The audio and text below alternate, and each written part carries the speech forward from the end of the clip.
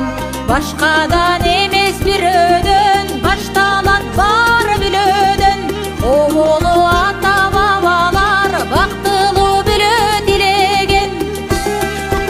Ак калпак мырза жигиттин алганың асыл жар болсо, ызаты бар эл журтка ырыска шерек жар болсо, жаңы келген